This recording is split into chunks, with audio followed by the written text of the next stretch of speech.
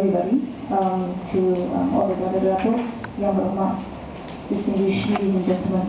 Okay, the slides that we're actually prepared is actually from the Bar Council Human Rights Committee. Let me just start by giving you an overall picture of what the DNA ID bill in Malaysia is all about. And then we go into what kind of problems would arise if we have this bill as an act in Malaysia. Okay, let's start with the next slide, please. Okay, a little bit of a background. Coming from lawyers and not from scientists, what we can gather is that, you know, when you have DNA samples, the molecules actually hold information about things that may not be decipherable now. We need to say what we can gather is because of science and technology today. In the future, there may be developments in science and technology. So what the bill allows is for the government or the DNA data bank to keep all these DNA samples. So we need to say information that cannot be derived now can be derived later on in the future when we have the proper technology. The second point I should think about is this. DNA information is like a diary, and it's very probable that, you know, it shows your physical and mental condition of a person. Scientists can even find out how your past mental capabilities are, and they can even predict in the future how your mental capabilities are as well.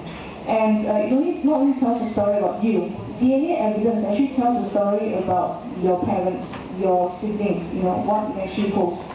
And of course, it can be stopped for a long time. Those are the little facts, short facts about what DNA samples are. Now let's go to the legal background. Next slide, please. Thank you.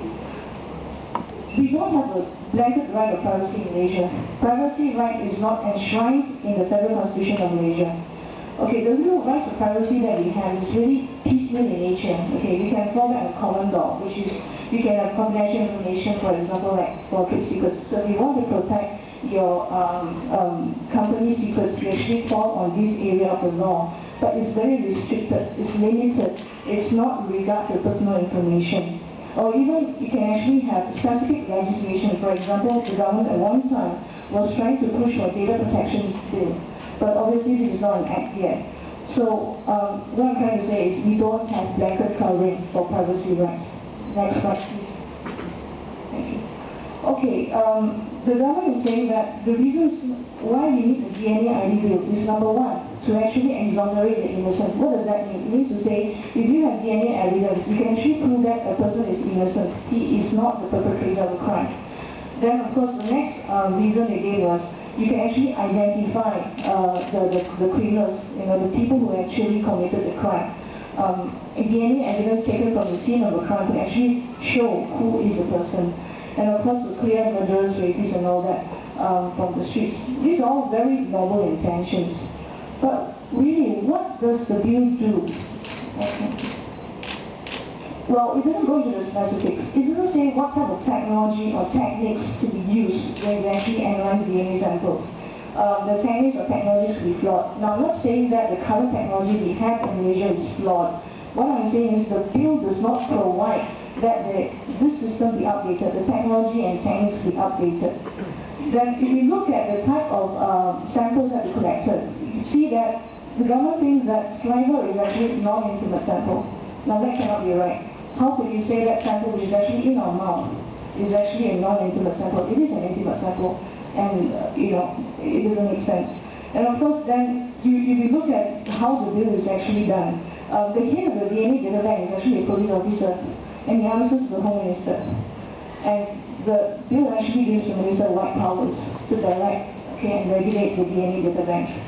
And if you look into the index, what kind of people that the police are allowed to collect samples from? Suspected criminals, convicted criminals, detained people, example, detainees under the ISA Act, drug dependents, missing people, volunteers.